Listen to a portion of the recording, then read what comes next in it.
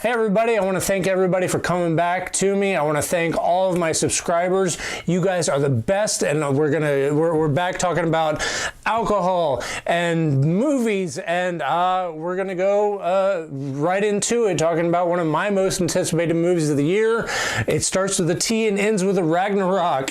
What could that be? Nobody knows. Thanks for coming back, everybody.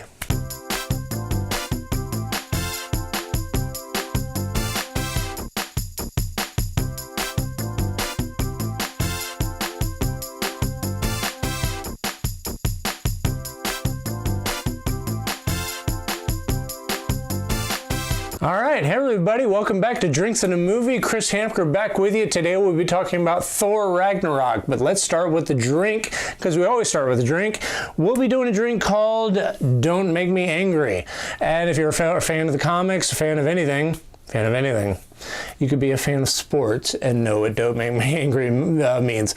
So Don't Make Me Angry, hopefully it'll work out right. It's a Hulk-inspired drink, and the idea is you put all the ingredients into a shaker and then slowly work your way up to the bigger drink, and it goes from kind of a white small drink banner into a large green drink, the Hulk. We'll see if this works out right. So the drink is fairly simple. You got 1.5 parts vodka, half part Midori for the green color, Mountain Dew, because we all love the extreme version, extreme Mountain Dew, and a little bit of tonic or seltzer water on top. So let's do this. All right, we'll start with the vodka, 1.5 parts. And talk a little bit about Thor Ragnarok. So Thor Ragnarok is directed by Taika Waititi, a New Zealand director-writer who's worked with Flight of the Conchords. He's done such great movies as What We Do in the Shadows and Hunt for the Wilder People, which I liked really quite a bit. So he put in these two alcoholic beverages, fill most of it up with some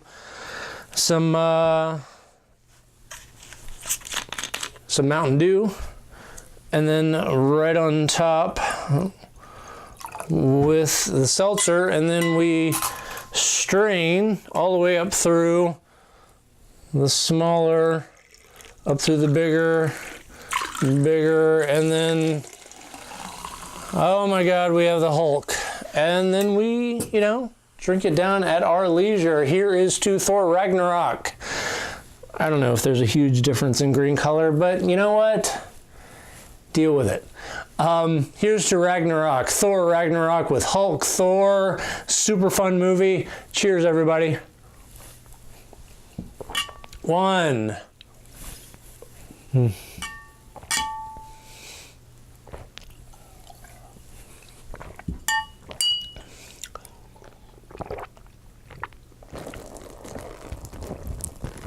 All right, like I said, this is directed by Taika Waititi, and this time Chris Hemsworth is back as the God of Thunder himself, Thor, and his third outing in the MCU as Thor. And this time he has to deal with Hela, his older sister, played brilliantly by Cate Blanchett, and he has to prevent her from taking over Asgard.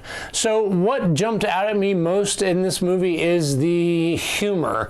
God damn, is this movie funny. I mean, this movie brought a freshness to the Thor character that we thought was stale after the Thor to the Dark World movie, which is not good. I mean, it tried to throw in, again, a little too much humor, but it didn't quite work within the story confines of what it was talking about.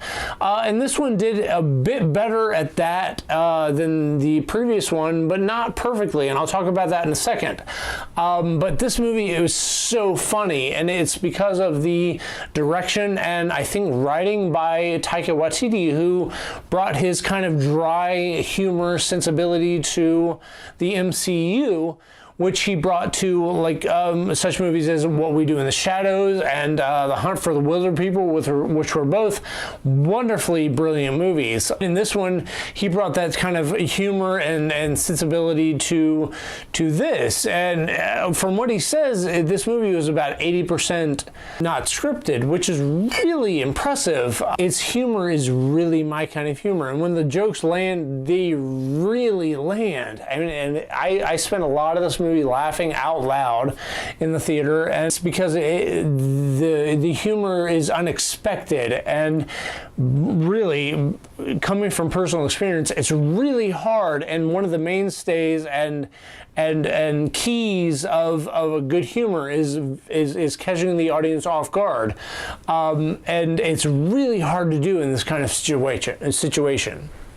All right, so the reason I feel like the humor works so well is because of the cast, and I will throw this out there. Jeff Goldblum is one of my favorite actors, and the reason I think this movie, one of the reasons at least, this movie works so well at its kind of improvisational comedy is because they took Jeff Goldblum and told him to just be yourself, but also be yourself as a kind of a gladiator, runner, slave owner type character, but still be yourself, and it works so well. Also, Chris Hemsworth is so good at improvisational comedy. I think he's better than Ruffalo or Hiddleston at both of these things, and all three of them have to really work around this quite a bit during this movie.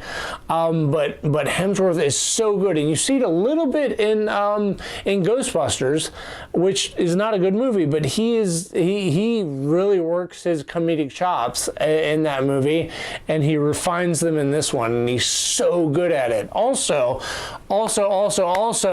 Tessa Thompson. Oh my God, Tessa Thompson is so good as Valkyrie.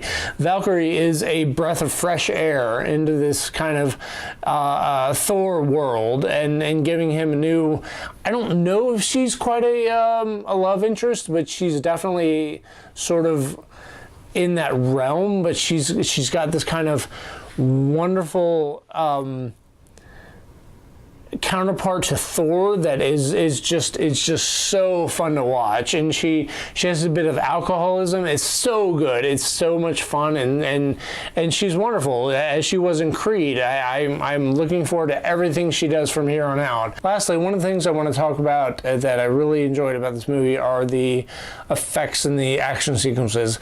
Mostly, and I'll get into this a little bit later, mostly are really good. The gladiator sequence between Thor and Hulk are really great that you see in the trailer, and there's a really fun scene between like these airships and Valkyrie and Thor trying to figure out where to go from there, are really fun as well. So the effects are really good, and the action sequences are a lot of fun, especially with Hulk. Hulk has this great interaction between Thor and he that really worked well with the movie, and I really enjoyed that.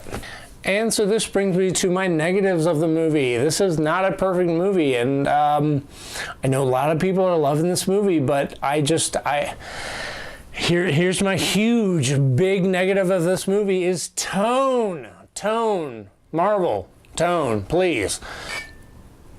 There are really, really heavy moments in this movie that should have carried more weight, but they decided to add on a joke or a quip or a little bit of levity or a lot of levity after those moments, and once you go back and think about it, you go, hang on a second, there were some really serious moments that they were kind of glossed over. There's a bit that happens to the Warriors 3.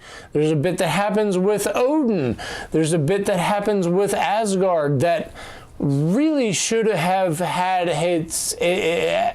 the movie should have taken its time with that, and it didn't. What it did was it let the moment happen, and then right afterward glossed over it with a joke or with a bit of humor, with a bit of levity, and I I don't think that gave these moments justice, and that's the problem with the movie. It had a terrible tone issue. There were moments with Heimdall and refugees that they kept cutting back to that sort of took you out of this wonderful playground of like Thor and Hulk's, you know, fun moments on Sakaar, which is this like trash planet that they were on, that Jeff Goldblum's character of the Grand Master was control of. Those moments were really wonderful and fun, but then they cut back to these strange, serious moments that just did not play and really took me out of the movie. What I really wished they would have done was gone all in. Look, if you're going to do a Marvel comedy, straight up comedy, don't put in really heavy, serious moments that deserved some time. Also, the effects mostly, like 90%, were great, but there were moments where there were green screen issues with like Norway's fjords and stuff like that they were looking over, that the characters were clearly under green screen. You could really see it, and it looked really bad. There's a big action scene between Hela and the Asgard army, which I just got bored with. I was really bored because it felt like the Burly Brawl in the Matrix way back in like the early 2000s, where everything, once they cut away from Cate Blanchett, it just became a CGI mess. All right, so all in all, I would give it a good but not great. I'm gonna give it a 3.5 drinks out of 5, 3.5 drinks out of 5, and the reason is, and I think this is a little bit of Marvel comedy fatigue. So you had Guardians 2, which was a comedy, Spider-Man Homecoming, which is a comedy, and now Thor Ragnarok, which is a comedy. I think they need to pull themselves back from being all comedies. All three are comedies, and that's all they released this year. I think they need to pull themselves back a little bit and kind of give me a nice, good, solid Marvel movie, because I think people that really like the Marvel Universe would be a little disappointed that they gloss over some really important events in this.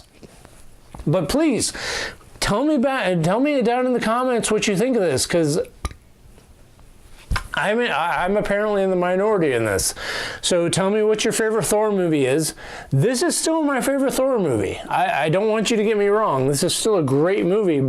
It just, I just have a bit of Marvel comedy fatigue, and I want them to be a little bit more serious with their subject matter. Anyway, thank you so much, everybody, for joining me. Have a drink on me. Cheers, everybody. Bye-bye.